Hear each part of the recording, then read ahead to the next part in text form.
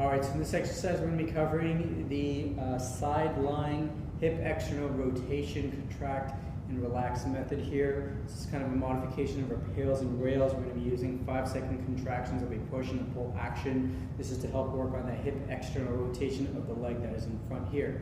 So first thing we're going to cover is going to be the setup. So I have my yoga block here. That's going to help me with the height that I want to use based on my range of motion. We also allow ourselves to either change that height of the block, use multiples if we have a bit of better range, or improved range of motion, but usually this might be a good starting point for most of us. So what I'm going to do is I'm going to set up in a position where I have the ankle nice and supported on that block. I have a 90-degree bend here at my knee. If I look at my knee joint, it lines up with my hip. I don't want it to be too far this direction or pull towards me. Look for a nice comfortable 90 degrees. That back leg, whatever is most comfortable, either can be up, it can be back here, bent in that position, whatever you find allows you to just stay nice and supported. We're going to allow that leg to stay in that position.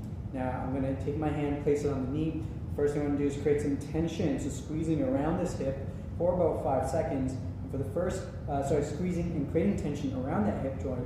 And then what I want to do for 5 seconds, I'm going to push down. Now, I'm not just thinking about pushing my foot into the block. I'm creating that push and that action from my hip itself. But if I try to lift it off, I'm basically trying to resist that from happening.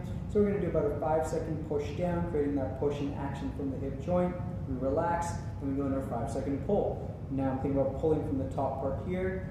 And then if we may see some lift off here of that ankle off that block, 5 seconds, relax. What we don't want to end up doing is just pulling that knee off the ground here, shifting position. We don't want that hip to slide during this exercise.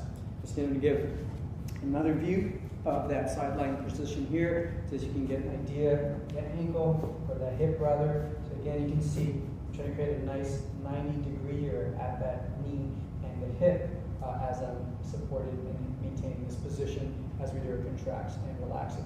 Now, the other thing we can do, if we find that this knee here is off the ground in our setup, you just take another block, place it there, or put a pillow, anything underneath. Now you may have a better level position to then perform your contractions and movements here for this exercise.